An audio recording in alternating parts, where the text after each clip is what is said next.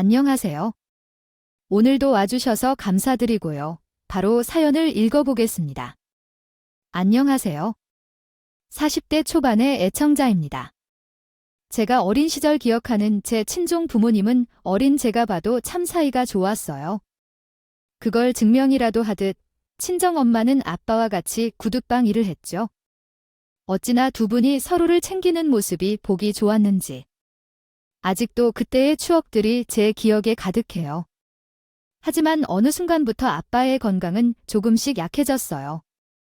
그래도 늘 괜찮다고 하시는 분이라 정말 괜찮은 줄만 알았는데 결국 저희가 성인이 채 되기도 전에 크게 아프셨고 너무 늦게 병원을 찾은 탓에 제대로 된 치료도 받지 못한 채 아주 짧은 투병을 뒤로 세상을 떠나셨어요.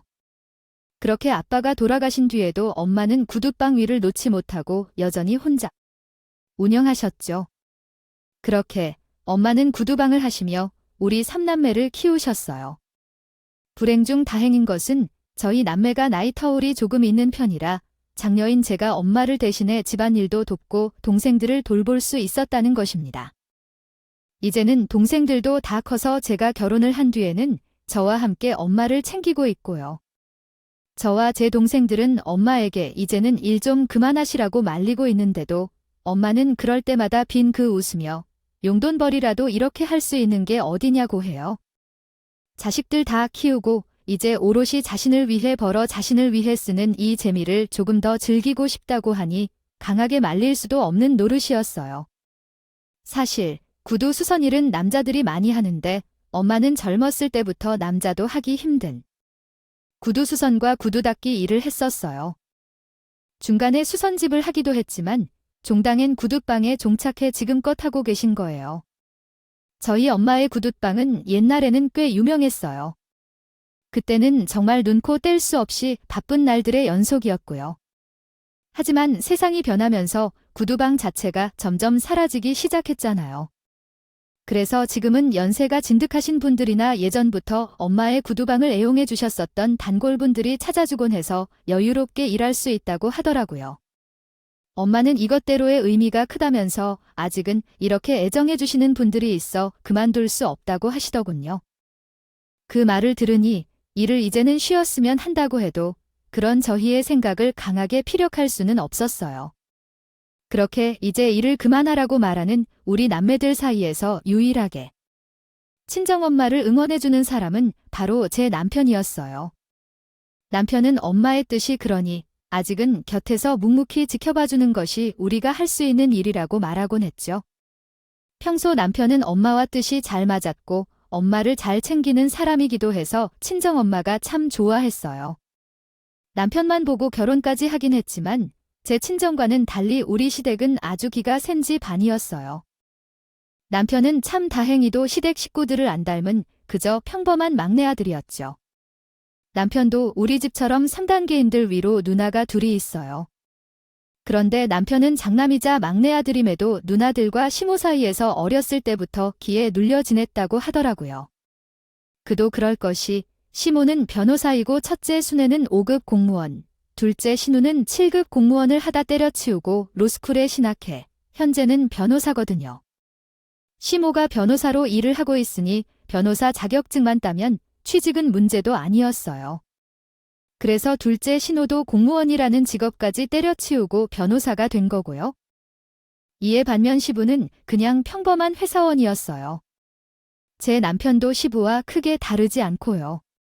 남편은 이런 시부를 참 많이 닮은 것 같다고 느꼈어요.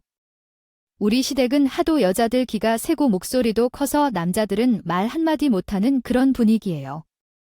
남편도 자신의 엄마와 누나들에게 찍소리도 못하니 저도 덩달아 시댁에서 늘 기가 죽어 살았어요. 그리고 시모나 신우들이 저를 마음에 들지 않기도 했고요.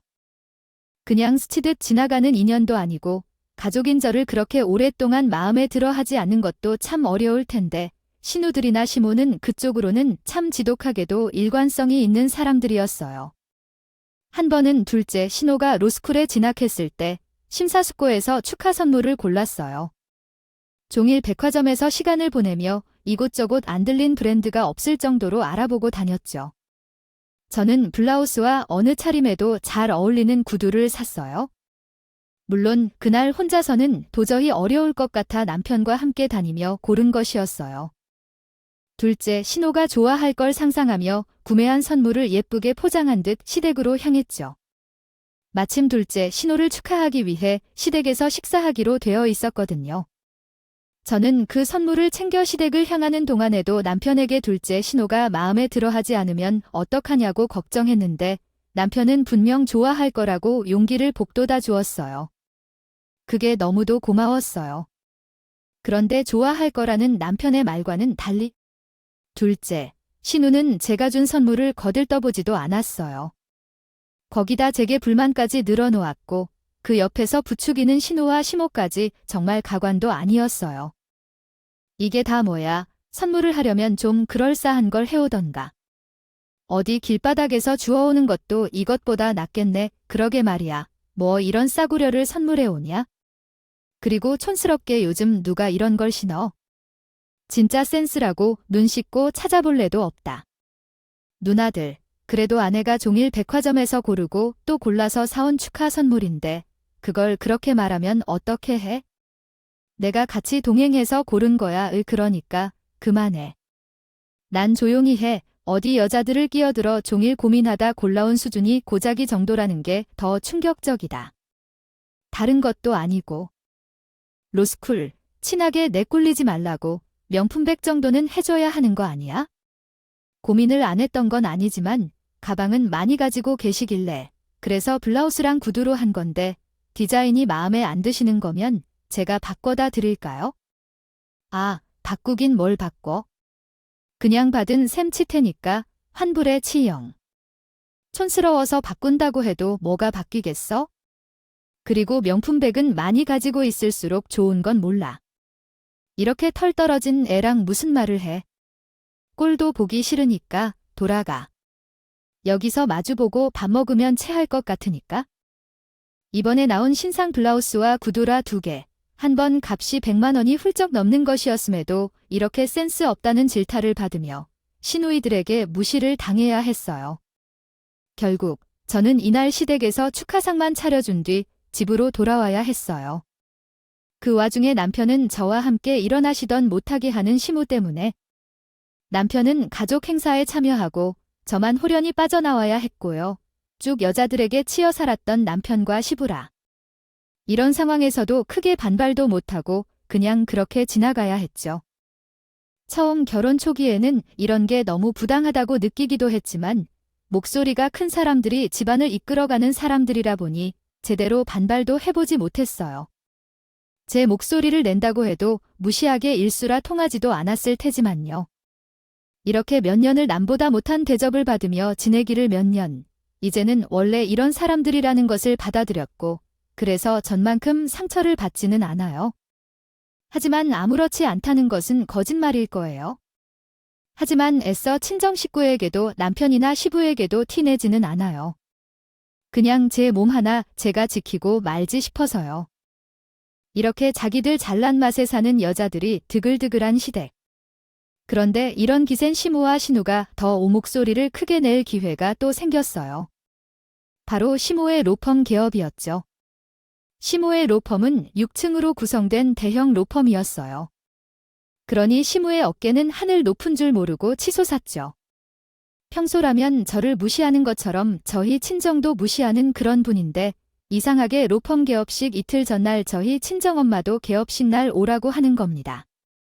평상시 같았으면 우리 친정엄마는 절대 쳐다도 보지 않았는데 웬일인가 싶었어요.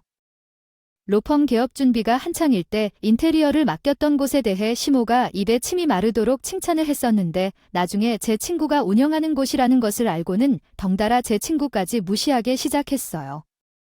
대인관계는 끼리끼리 친하다는 말이 있는데 저처럼 친구도 머리 쓰는 것에 소질이 없어서요. 중노동으로 때우는 것 아니냐며 인테리어를 노동으로 취급하고 머리 쓰는 걸 못한다고 비난하는 거예요. 그런데 저도 친구도 남 못지 않게 좋은 대학 나와서 각자의 일에 대해 전문성을 가지고 일하는 사람이거든요. 그래서 친구가 시무에게 이 이야기를 듣고는 너무 화가 나서 인테리어 시공을 갑자기 중단해 버린 거예요. 딱 이미 시공을 한 부분에 대한 금액만 처리한 뒤 말이에요. 시모는 그런 친구의 행동에 콧방귀를 뀌며 그것만 잘하는 줄 아냐며 자신도 똑똑한 사람들이 체계적으로 관리하는 곳에 맡길 거라고 해버린 거죠. 그래서 친구가 인맥을 동원해 자신이 겪은 상황까지 털어놓으며 시모의 로펌 인테리어 업무를 막았고 결국 시모는 친구의 인맥에 두 손 두 발 다 들고 더 미룰 수 없던 인테리어 공사를 하게 되었습니다. 다시 친구에게 맡겼어요. 친구는 해주고 싶지 않고 금액적인 부분도 다 처리했으니 이제 손 떼겠다고 강하게 나갔고요. 시모는 발등에 불이 떨어진 상황까지 닥쳐서야 제 친구에게 자신의 언행에 불쾌했을 걸 잘 안다며 미안하다고 사과를 했어요. 친구는 원래대로라면 손 뗀 곳은 다시는 해주지 않지만 제 얼굴을 봐서 이번만 끝까지 마무리 지어주겠다고 했어요.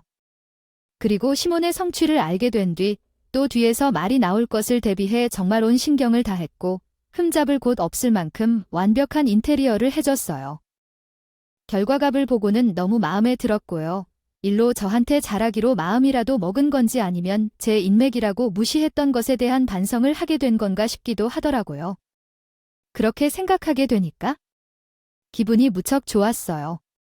엄마를 초대하는 것도 너무 기뻤고요. 그래서 저는 엄마에게 연락해 친구가 자신의 로펌 기업식에 엄마까지 초대했다고 말씀드렸어요. 엄마는 무척 기뻐하며 말했죠. 엄마 시어머님이 이번 로펌 기업식 때 엄마도 초대했어. 이틀 뒤인데 시간 낼 수 있어야지. 나를 알아주는 사람이 있어서 좋아? 그런 중요한 자리에 초대를 받는 건데 이 틈 뒤라고 시간이 없네? 얼른 떡집에 가서 개업떡이라도 좀 맞아야겠다. 엄마는 시어머님이 뭐 좋다고 그렇게까지 해. 나는 시어머니 아직도 미워 죽겠어. 그러니까 그렇게까지 챙길 필요 없어. 우리가 뭐 잘 보여야 하는 입장도 아닌데 뭐. 그리고 나한테 잘 대해주지도 않고 또 우리 집에 예의도 잘 못 차리는 양반이잖아. 그런데 뭐하러 그런 대접을 해. 아이고, 누가 사돈한테 잘 보이려고 한다니. 이게 다 내 딸 기세워 주려고 하는 거지? 김서방이 자기네 식구들 사이에서도 길을 못 펴니까? 아니, 너도 덩달아 주눅이 많이 늦었니? 이거사, 이런 자리라도 빌려서 내 딸 챙겨야지. 엄마도 참, 그렇게까지 신경 안 써도 괜찮아. 내가 시댁이랑 결혼했나 남편이랑 결혼했지? 우리 사이도 좋고 시댁도 자주 안 가서 괜찮아요. 그러니까 너무 무리하지 마셔. 알겠죠? 위에서 말한 것처럼. 저희 아빠가 70연세에 세상을 떠나고 구두방을 하면서 저희를 키웠고 또 지금껏 구두방 일을 놓지 않고 있는 엄마를 시모는 하찮은 일을 하는 무능한 사람이라고 생각하고 홀드했어요. 상견례 때는 대놓고 구두방이면 남들 앞에서 수차례나 머리 조아려 남의 발만 쳐다보고 있는 그런 직업이지 않냐며 얼마나 배운 것이 없으면 그런 저급한 일을 하느냐고 대놓고 막말하기도 했어요. 그때 참지 못하고 시모에게 대들었는데 그 뒤로 시모에게 더욱 찍혀서 저를 더 못마땅히 하기 시작했죠. 그뿐이겠어요. 결혼식 날도 어찌나 하객들에게 저희 집안이 시댁떡 보려고 결혼하는 거라는 말까지 해대는 탓에 저희 측 하객들까지도 불참을 느꼈던 적도 있었어요. 그래서 엄마는 한동안 제게 능력 없는 부모를 만나 미안하다고 면목이 없다는 말을 하곤 했죠. 그 정도로 시모는 저희 엄마를 없는 사람 취급했고 또 가족이라는 것을 창피했어요. 그런데 그런 시모가 엄마를 다른 날도 아닌 자신의 로펌 개업식에 초대를 했으니 엄마도 들뜰만 했던 거죠. 그렇게 개업식 당일 일찍 가서 엄마를 챙기고 싶었지만 아이가 있어 쉽지 않더라고요. 로펌 개업식 날 아이를 데리고 갈 수도 없는 일이라 친한 동네 엄마에게 맡기고 로펌으로 향하게 되었어요. 그래서 늦게 도착하게 되었죠. 그런데 엄마를 모시고 간 여동생에게 전화가 왔어요. 동생 말이 엄마가 양손 가득 개업식 선물을 들고 갔는데 시모가 그런 엄마를 경멸하듯 쳐다보며 이건 뭐예요? 이런 걸 왜 들고 와요? 누가 이런 걸 사가지고 오라고 했어요? 라며 날카롭게 이야기를 했다고 하네요. 자신과 엄마를 그렇게 대하는 시모 때문에 민망하고 애매하게 서 있던 제가 챙겨간 선물을 그냥 탕비실에 두고 나왔다는 거예요. 그러면서 제게 짜증난다며 화를 내더군요. 아, 진짜. 언니, 시어머니, 왜 그 모양이야? 자가 변호사면 다야? 진짜 성질나.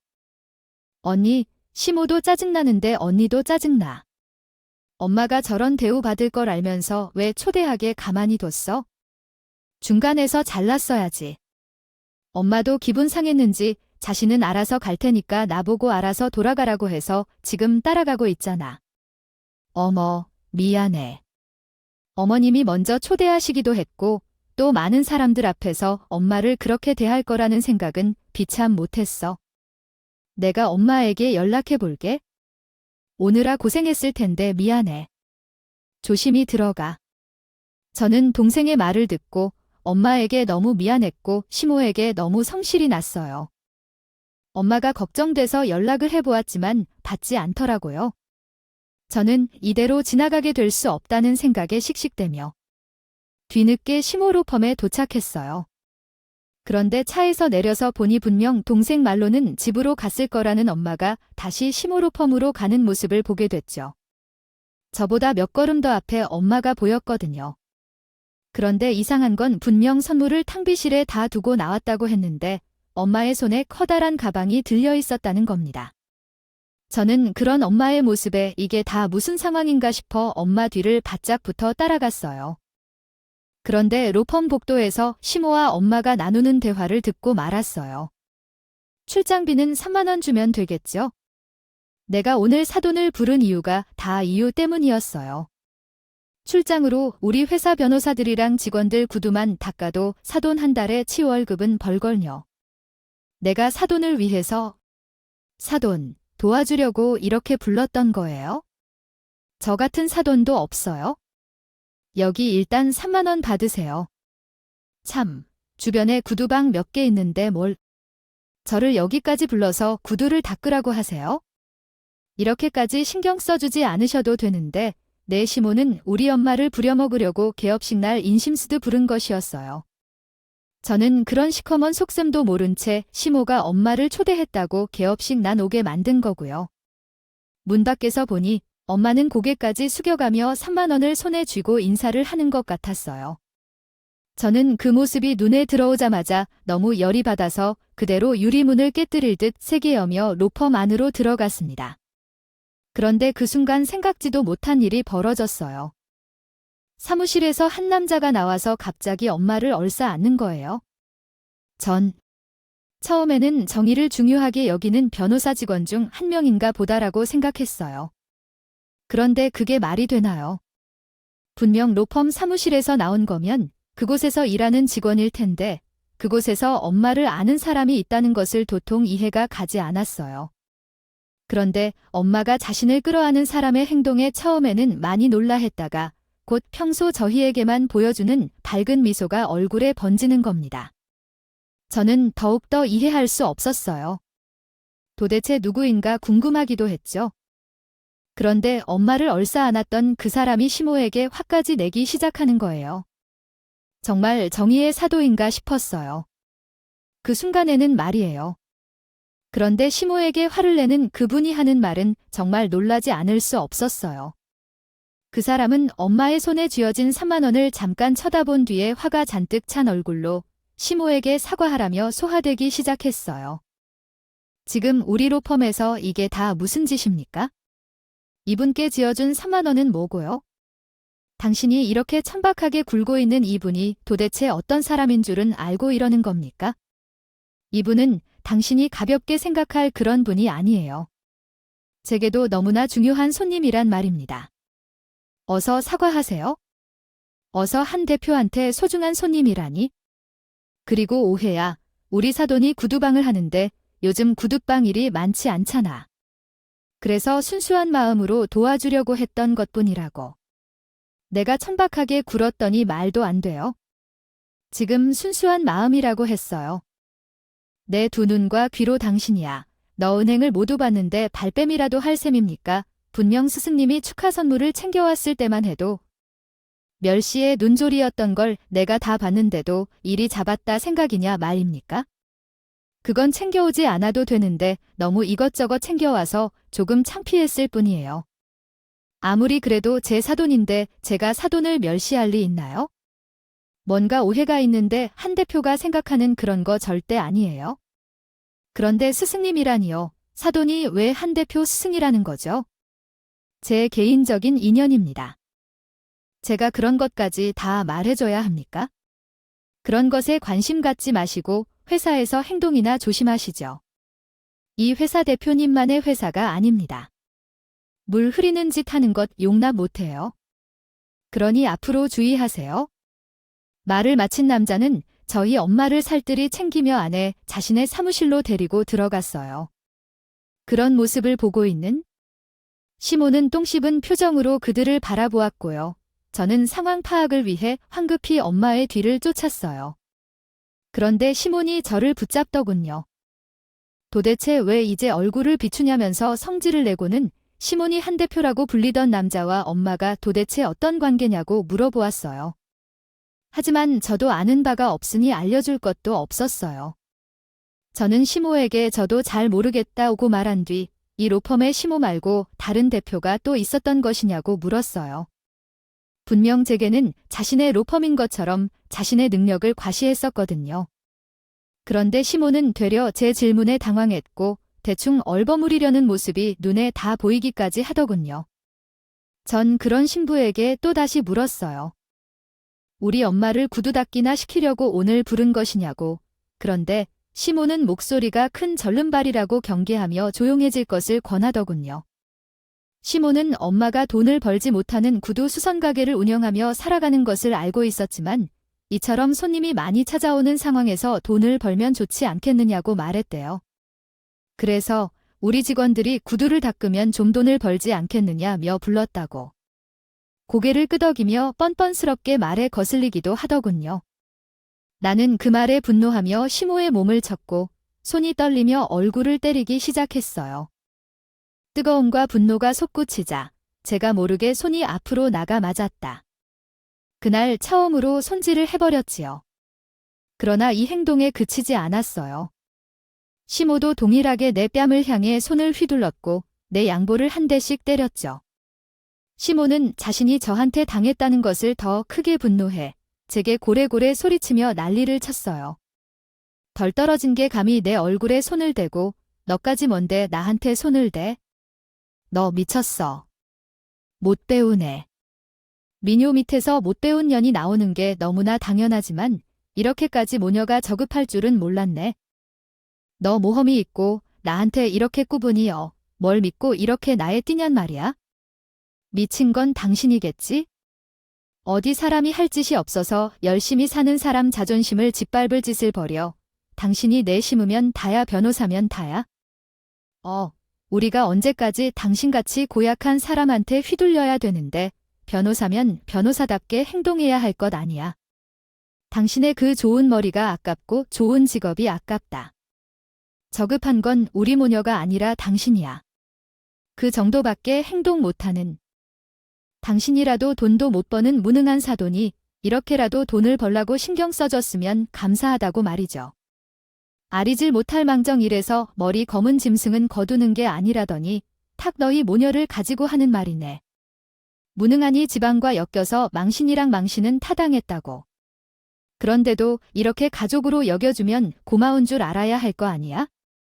없는 것들이 자존심까지 내세우면 손가락질 받는 거야?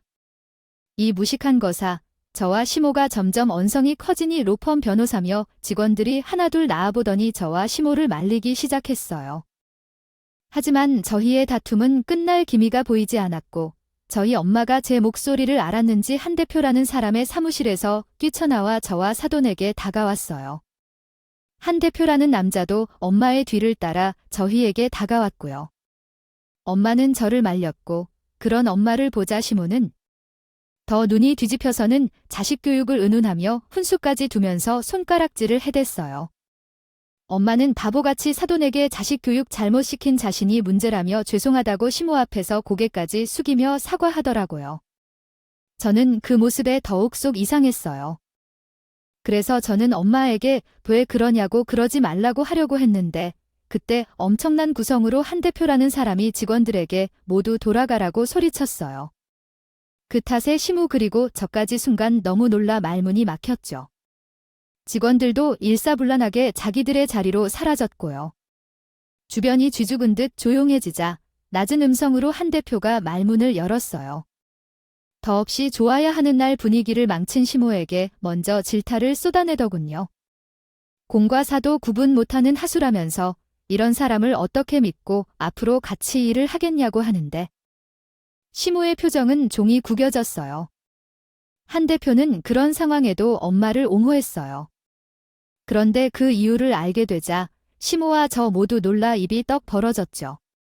사실 엄마를 보자마자 얼싸안았던 한 대표는 시모와 공동으로 로펌을 개업한 대표 변호사였던 거예요. 그런데 참 인연이라는 게 신기하더군요. 그 변호사는 어릴 적 구두 닦기를 했던 저희 엄마의 밑에서 일을 배웠던 아이였다는 겁니다. 그랬던 아이가 이렇게 성공을 해서 변호사가 되었던 것이었어요. 그 시절 당시 우리 집 형편도 너무 어려웠어요. 그런데 엄마는 우리 형편보다 더 어려웠던 그 대표 변호사의 형편을 알고 정말 많이 도와주고 구두 닦기도 열심히 알려줬다고 하더라고요. 그러면서 하는 말이 그때 엄마가 도와주지 못했다면 자신과 자기의 동생들은 이미 다 굶어 죽었을 거라고 보릿고개 시절. 부모님이 돈을 벌어오겠다고 떠났는데 그 뒤로 소식이 끊겨 장남이던 자신이 나서서 동생들을 위해 없어졌지만 어린 자신을 받아준 것은 우리 엄마뿐이었다. 그냥 스승님이 아니라 자신과 동생들의 생명의 은인이라고 칭송하는데 시모는 그 말에 입을 다물지 못하고 업어버릴 정도로 놀라 어쩔 줄을 몰라 하더군요. 엄마는 그런 한 대표의 이야기에 무슨 생명의 은인이냐며 어려운 처지에 같이 힘내면서 살았던 거라고 말하는데 그런 푸근한 마음씨를 가진 친정엄마를 골탕 먹이려고 했던 시모에게 더 큰 화가 났는지 추억에 젖어있던 말투가 확 바뀌었어요. 낮고 무겁게 깔린 목소리로 시모를 향해 말하는 순간 시모가 무릎까지 꿇게 되었습니다. 긴 변호사 1호폼에서 내가 최고 지분 소유하고 있다는 것 알고 있죠? 당신 지분은 3% 정도였던가요? 그 3% 내가 메울 테니 우리 로펌에서 당장 나가요. 당신처럼 사람 기운 줄 모르는 천박한 변호사는 필요 없으니까. 공과 사를 구분도 못하는 당신을 우리가 뭘 믿고 쓰겠어요? 좋은 변호사가 이렇게 자꾸 넘치는데 무슨 소리예요? 치분을 빼고 나가라니. 내가 이 로펌을 위해 얼마나 힘썼는 줄 알잖아요. 인테리어도 내가 직접 토마토 했을 정도로 애정을 가졌는데 나가라니 이거 말도 안 돼요. 내가 무릎이라도 꿇을게. 제발 이번 한 번만 좋게 넘어가줘요. 이 바닥솜은 빠른 거 다 알면서 날 이렇게 내치면 어떻게 해요? 그럴 순 없어. 그러면 안 되는 거야? 솜은 빠른 거 알면서 왜 우리로 범기 없이 날 이런 추잡스러운 짓을 벌여요? 그래도 쌓인 경력은 있으니 시골에 가면 할 일은 있지 않겠어요. 그만 일어나요. 누가 보면 나한테 뭐 잘못한 줄 알겠네. 그렇게 무릎 꿇고 싹싹 빌고 해요. 나고 싶으면 스승님과 스승님 따님한테나 하던가요. 당신 같은 사람은 안 봐도 비디오야. 얼마나 못된 심보로 이 사람들을 괴롭혔겠어? 그럼 내가 이렇게 사돈과 며느리한테 빌 테니 좀 봐줘. 우리 가족들은 집 분율 크게 차이나지 않는 공동대표로 운영되는 줄 안다고. 그런데 여기서 쫓겨나면 우리 가족들한테 뭐라고 하느냔 말이야? 사돈, 그리고 지형아, 그간 내가 어리석었어요. 나이만 먹었지 하는 짓은 시샘 많은 어린애에 불과 있어요. 미안해요. 앞으로 존중할게요. 그러니 제발 한 대표 좀 알려주세요. 시모는 이제야 저와 엄마에게도 자신의 처지가 나빠지지 않도록 도와달라고 애원하더라고요. 하지만 시모가 그러든지 말든지 한 대표는 저희 엄마에게 자신과 함께 일하는 직원들을 소개해주겠다며 직원들이 모여있는 곳으로 데리고 가버렸어요. 엄마는 창피해했지만 한 대표는 그 모습에 흐뭇해했고 저 역시 엄마의 밝은 표정에 좀 전의 일은 잠시 뒤로 한 채 그 예쁜 표정을 꽤 오랫동안 바라고 하네요. 저는 개업식이 끝나고 엄마를 집에 데려다 준 뒤 곧장 시댁으로 향했어요. 한 대표가 준 서류를 챙겨도 읽고 말이에요. 시댁에 도착하니 온 가족이 다 모여서 시모 눈치를 보고 있더군요. 개업식 날 시댁 식구도 오기로 했었지만 시모가 천천히 오라며 지시했었는데 나중에 거의 도착했을 무렵 돌아가라고 성화를 부려 개업식에 참석하지 못했던 거예요. 시모는 제가 현관문을 열고 들어오자 성큼성큼 제 앞으로 걸어와서는 마구잡이로 머리카락을 잡아당기고 저를 해치기 시작했어요. 시부와 남편이 황급히 말리고서야 멈췄어요. 그러자 시모는 다 갈라진 목소리로 고송을 치며 여기가 어디라고 들어오냐면서 이혼당할 준비나 하라고 땡전 한 푼 줄 생각 없으니 그런 줄 알았는데 남편은 갑자기 무슨 이혼이냐고? 자신은 이혼 생각이 없다고. 왜 그걸 엄마가 정하냐고 나섰어요. 그러자 시모는 남편에게 언제부터 자신의 말에 그렇게 토를 달았냐며 자신이 시키는 대로만 하면 된다고 난리를 쳐댔어요. 그런 시모의 모습을 보고 있자니 이런 걸 보고 미쳤다고 하는 건가 싶더라고요. 저는 산발이 된 머리를 살짝 매맞은 뒤 서류 봉투에 담겨있던 서류를 꺼내 시부에게 주었어요. 시부는 이게 뭐냐고 의아해하며 저를 바라보고 있던 시선을 서류를 옮겼어요. 그리고 곧 표정이 험악하게 굳었습니다. 네, 그 서류는 로펌의 시모의 지분이 3%밖에 들어가지 않았다는 서류였어요. 시부는 그동안 로펌에 공동으로 투자해 개업하는 거라며 가족 모두를 속이고 있었어요. 그래서 시부는 당연히 시모가 그동안 모은 돈으로 투자를 했다고 찰떡같이 믿었던 거예요. 시부는 시모에게 도대체 그동안 모은 돈은 다 어디로 갔냐고 물었어요. 시모는 우물쭈물할 뿐 아무 대답하지 않았죠. 그 모습에 시부는 화를 숨기지 못하고 돈 다 어디 갔냐고 소리치며 시모를 추궁했어요. 온 가족은 그때 시부가 화내는 모습을 처음 봤고 시모도 마찬가지였던 터라 놀라 사실대로 털어놓기 시작했죠. 그동안 모은 돈은 하나도 없다고 말이에요. 시뮬레이션에서는 구두점이 포함되어 있기 때문에 구두점을 수정까지 하지는 않습니다. 문장을 한국어로 제대로 번역해 드리겠습니다. 시모는 그동안 모았던 돈을 가족들 몰래 사치하는 것에 다 써버렸던 거예요. 사치로 쓰고 남은 돈을 로펌에 투자했던 거였죠. 이 사실을 모두 알게 된 시부는 정신나간 여편네라며 난리가 났어요. 그 상황에 저는 오늘 있었던 일까지 모두 털어놓았어요. 제 친정엄마가 챙겨간 선물을 받지도 않았고 심지어 경멸의 엄마와 동생이 하는 수 없이 탕비실에 직접 두고 나왔을 뿐 아니라 돌아간 엄마를 다시 불러 직원들의 구두를 닦아 돈을 벌면 한 달치 월급은 되지 않냐며 출장비 3만 원 줄 테니 하라고 개업식 자리에서 제대로 망신을 주려고 했다고요. 그리고 우리 엄마를 실컷 괴롭히기 위해 시댁 식구를 일부러 조금 늦게 오라고 했던 것이었다고 말이에요. 평소 말수가 적은 분이긴 하지만 저희 엄마를 좋게 생각해주고 계시던 시부는 이 말을 듣고는 이혼당할 사람은 며느리인 제가 아니라 당신이라며 노발대발을 했어요. 그리고 얼마 뒤 정말 시부는 신문을 상대로 이혼 소송을 걸었어요. 시부도 한 대표에 대해 말로만 듣고 있어 알고는 있었는데 직접 대표를 찾아가 시모에게 땡전 한 푼 줄 수 없으니 소송을 도와달라고 부탁해 담당 변호사로 한 대표를 고용했어요. 한 대표도 저희 엄마에게 그렇게 못되게 군시무를 제대로 혼주를 해야 한다는 생각이 있어 정말 적극적으로 시부의 이혼을 도왔어요. 그리고 로펌에서 시무가 잘린 것뿐만 아니라 원래 둘째 신우도 15덕의 낙하산으로 그 로펌에 취직할 예정이었는데 그것까지 무산되었어요.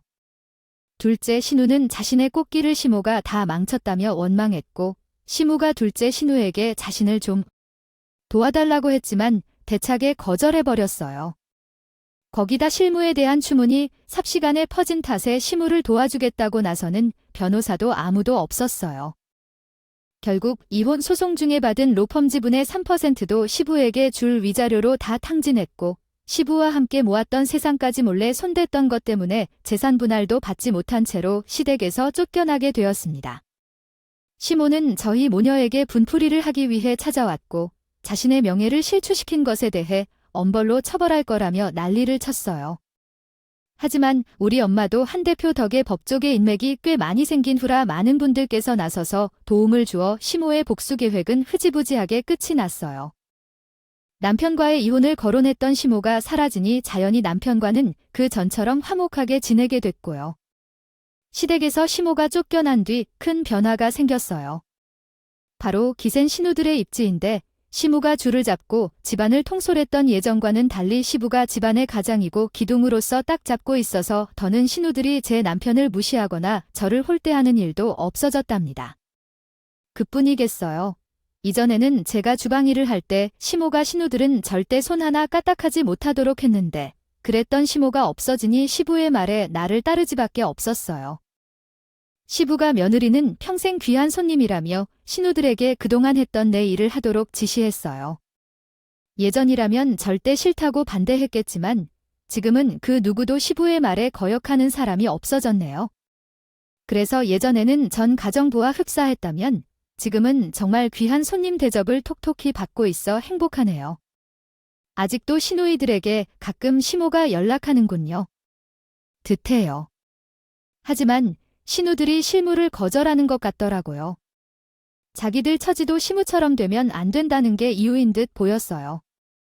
저희 엄마는 모든 일이 정리된 지금도 구두방 일을 하고 계세요. 거기다 한 대표의 로펌에 구두 권리 강의까지 나가고 계십니다. 변호사들은 여자 남자 할 것 없이 구두를 많이 신는데 관리를 잘 못하는 분들이 많다며 직원들이 직접 요청했다고 하더라고요.